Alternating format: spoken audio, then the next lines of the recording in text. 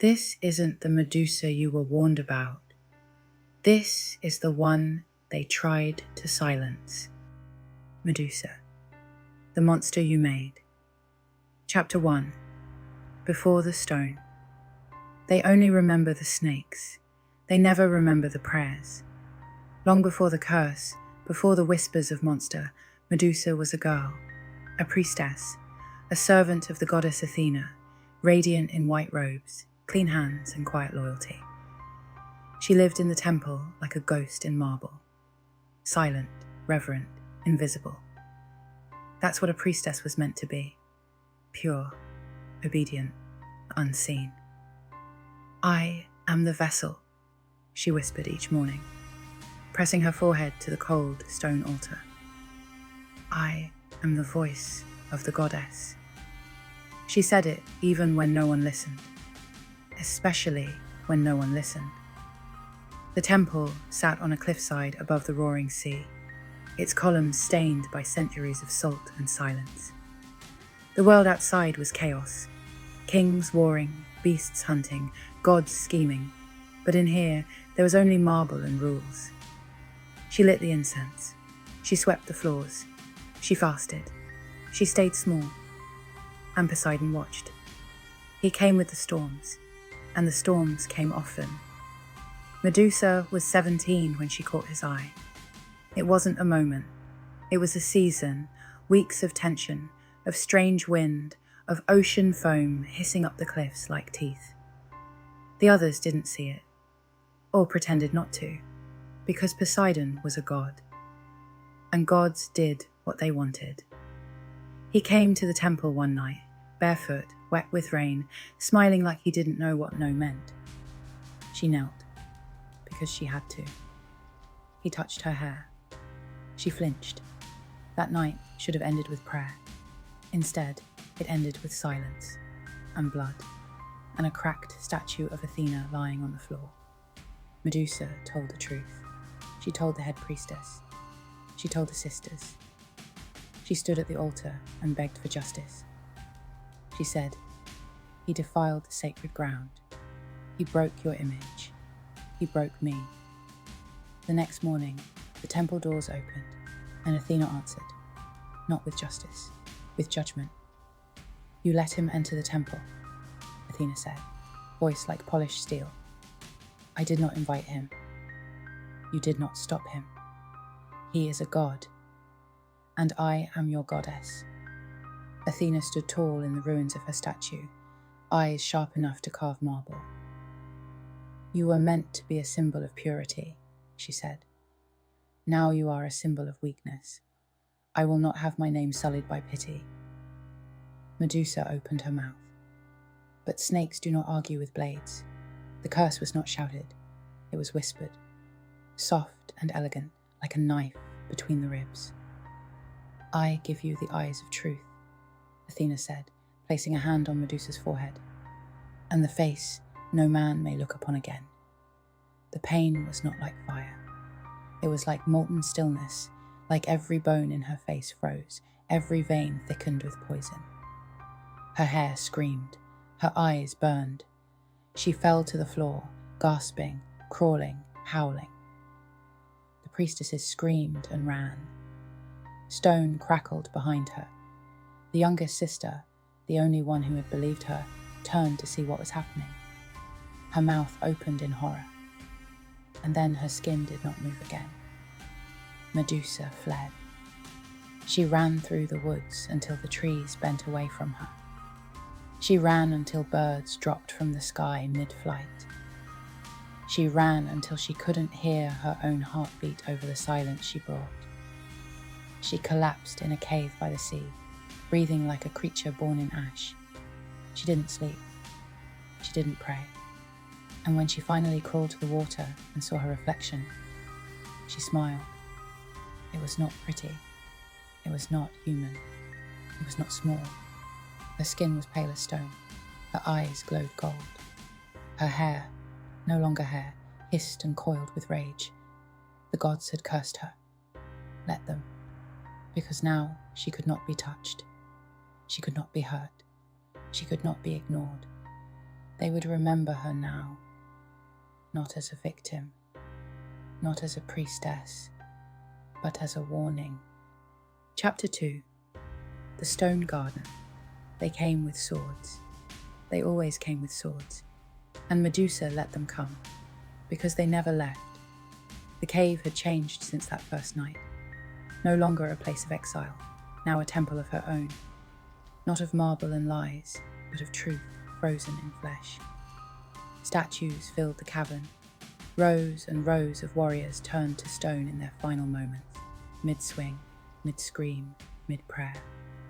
Some wore crowns. Some wore monster hunting cloaks. One wore a lion's pelt. All wore fear in their eyes. Medusa walked barefoot through them, her movements slow, deliberate. The snakes in her hair whispered softly, like wind through bones. She didn't cry anymore. Not for herself, not for them. They came to slay the monster. They found her instead.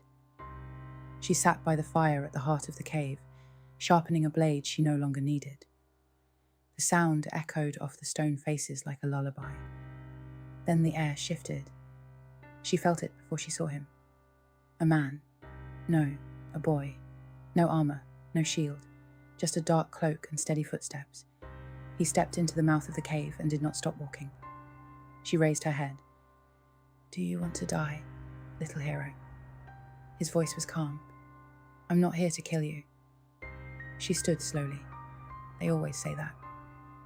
He stopped 10 paces away, close enough to hear the hissing, close enough to feel the weight of silence pressing against his lungs. "I'm not a hero," he said. Medusa tilted her head. He was young, barely older than she'd been. His eyes were not full of rage or fear, but grief. "What are you?" she asked. He reached into his cloak. Her snakes tensed, but he only pulled out a scroll. He tossed it to the floor between them. A message from Olympus. She didn't move. She didn't blink.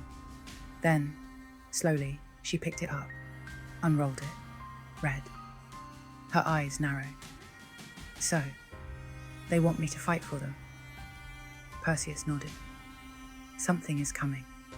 Something older than the Olympians, than even the Titans. They need your power." Medusa laughed. It was a sharp, bitter sound, like glass shattering in the dark. "They cursed me, banished me, called me monster." Perseus met her gaze. "And now they're afraid of what they created." She stepped closer. "You're not afraid." He held her stare. "No." She stepped closer still. Her voice dropped to a whisper. "You should be." The snakes hissed in a symphony of warning. But Perseus didn't flinch. And that, for the first time in years, made Medusa pause. She turned away, looked out over her stone kingdom. The faces that once threatened her. The ones who thought power belonged only to them. She thought of Athena's hand on her forehead. "I give you the eyes of truth." She thought of Poseidon's hands on her skin. She thought of every name they gave her. Monster, beast, abomination. She looked at Perseus again and smiled. "If I help them," she said, "I don't go back into the shadows." "You won't have to. I want my story told, the real one. It will be. I want my sisters uncursed. They're waiting. I want Athena to see me." Perseus swallowed. "She will." Medusa's eyes burned gold in the firelight. She extended her hand. "Then let's give the gods something to fear." Chapter 3. The Girl Who Would Not Bow. Olympus stood above the world like it was too good to touch the ground. Clouds curled around golden columns. Statues of smiling gods towered over empty courtyards. The halls echoed with silence, broken only by whispers. Whispers about her, the Gorgon, the cursed one, the girl who didn't stay buried. Medusa stepped into the sacred throne hall and did not flinch. Perseus walked beside her, quiet and steady, like he still wasn't sure if this was bravery or blasphemy.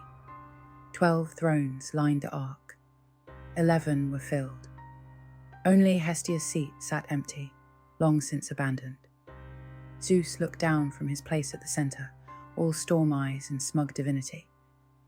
"Medusa," he said, dragging her name like a stone. "You walk freely into Olympus." She smiled without joy. "Your invitation, remember." Athena sat 2 thrones to his left. She didn't speak. She didn't look. Medusa didn't either. Not yet. Hera watched with a glint of curiosity. Apollo with a twitch of disdain. Ares cracked his knuckles, disappointed there'd be no blood. Yet. And Artemis. Artemis stared at Medusa like she already knew the ending. Like she had seen it all before. "I've heard your request," Zeus said, "and your terms. You'll assist us against the Old Ones rising in the east." Medusa didn't move. "But," Zeus continued, "we are gods, and you are still what you are." Finally, she spoke. "What I am is what you made me." Silence. Athena finally raised her eyes. They met, and the sky shuddered. "You were weak," Athena said. "You let him defile my temple." "I survived," Medusa said. "You shamed my name. You used me to protect your image. You were a symbol." "No," Medusa snapped. "I was a girl." Every god shifted. Medusa stepped forward, each word like thunder wrapped in silk. "You didn't punish Poseidon. You punished me." Athena's voice was ice. "You were unclean." Medusa smiled, and it was not kind. "You were afraid." Ares stood. "That's enough." But Artemis raised a hand. "No, let her speak." Medusa turned her back on Athena and faced the court. "I didn't come here for pity," she said. "I didn't come to beg. I came because your kingdom is crumbling, and I'm the only weapon you don't control." She turned her golden gaze to Zeus. "I will fight for Olympus, but only if you admit the truth." He sneered. "And if we don't?" Her snakes hissed. Her shadow lengthened. "Then I'll bring the Old Ones your names myself." Thunder cracked outside. For a moment, it was unclear who caused it. A whisper ran through the thrones. Not fear, not faith. Recognition. The girl they tried to bury didn't bow. She walked into Olympus with no armor, and now they couldn't look away. Athena stood slowly, eyes sharp, jaw clenched. She stepped down from her throne and stopped before Medusa. No helmet, no shield, just old, brittle pride. She drew a blade, the ceremonial kind, gold, thin, sacred, and offered it. Handle first. "To fight beside Olympus," Athena said, "you must bear Olympus's mark." Medusa looked at the blade, then at the goddess who betrayed her, and took it. A deal made in silence, an alliance forged in broken history. The gods had no idea what they'd just unleashed. Chapter 4. The Headless Throne. It began with a sound the gods had never heard before. Silence, not stillness, not peace, but a void that swallowed divine breath, stripped the sky of songbirds, and made even Apollo's sun hesitate above the clouds. Something was coming. Not war, not prophecy. Something older. Something that did not bow. Medusa stood at the gates of Olympus, blade in hand, hair hissing in quiet fury, cloak trailing behind her like a shadow of a god no longer afraid of being uninvited. Behind her stood Perseus, quiet as ever. And behind him, the first cracks in the heavens. The Old Ones had arrived. They didn't roar, they didn't charge. They moved like mist with memory. Eyes like eclipses, limbs like forgotten truths, and as they spread across the mountaintop, every god, even the loud ones, went still. Zeus stood first.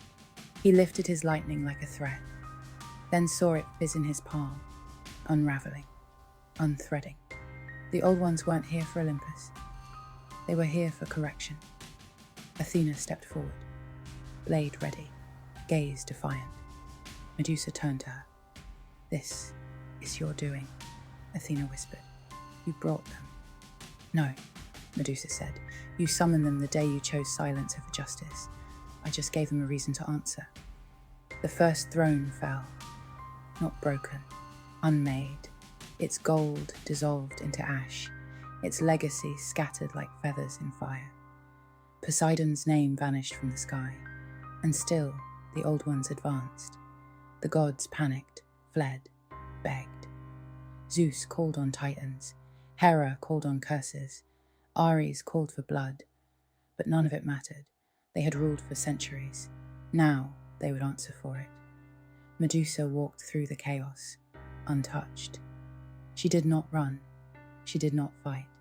She walked to the center of Olympus, where the great throne stood, carved from star metal, crowned with thunder, empty. The headless throne, the seat of power, meant only for the worthy. She reached it, placed her hand on the armrest. The snakes went still. The sky held its breath. Athena appeared behind her, eyes hard, voice low. "You'll destroy everything." Medusa didn't turn. "No," she said. "I'll remember everything." She climbed the steps. Saturday. The throne did not reject her. It hummed beneath her, resonant and slow, like it was remembering what power could be when it didn't taste of arrogance. Medusa looked out over the ruins of Olympus. The old ones paused and bowed. Perseus watched from below, stunned. "What now?" he asked. Medusa didn't answer right away. She looked to the edge of the clouds, to the mortal world far below, and finally spoke. Now they learn new stories. Stories of a girl who wasn't quiet. A girl who survived gods and guilt. A girl who became something more than vengeance. They would no longer call her monster. They would call her myth. And they would listen this time. Chapter 5. The New Pantheon. The gods were gone. Some fled, some fell, some dissolved into the myths they once used to bind others. And at the peak of Olympus, where the clouds had burned away and the stars had dared to inch closer, Medusa sat alone. Not on a throne, not anymore. She had torn it down. Power, she realized, wasn't meant to be perched above the world like a vulture. It was meant to walk beside it, to be seen, to be heard, to be human, and more. She built a new temple, not from gold, but from stone and roots and memory, the kind of memory that doesn't fade, even when history tries to bury it. Statues lined the path to its gate, not of warriors or kings, but of women, girls. Names once erased from legend: Eurydice, Iphigenia, Niobe, Cassandra, victims, warnings, footnotes, now stories, standing tall. Perseus stayed at her side, not as a hero, but as a witness. He carved their names into the pillars. He told the world what really happened. He spoke of the day a woman with snakes in her hair made the gods bow. And mortals listened. Across the land, temples changed. Altars were rededicated.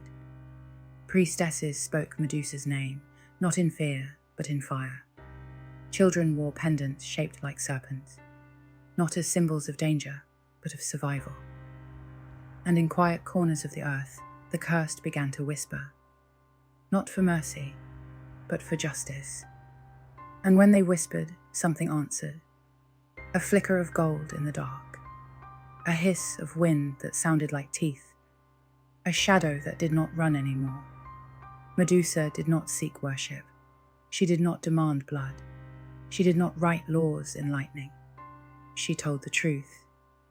And the truth did not ask permission. One night, under a sky full of stars that finally felt close enough to touch, Medusa stood at the edge of her temple and watched the wind ripple through the trees. The snakes in her hair swayed gently, not angry, not afraid, at peace. And one whispered, softly, "What now?" She smiled. "Now we begin again." What's the most misunderstood mythological figure you want us to retell next? Hit us with your favourite myth and how you twist it. Thank you for watching. Please leave a like and subscribe for more.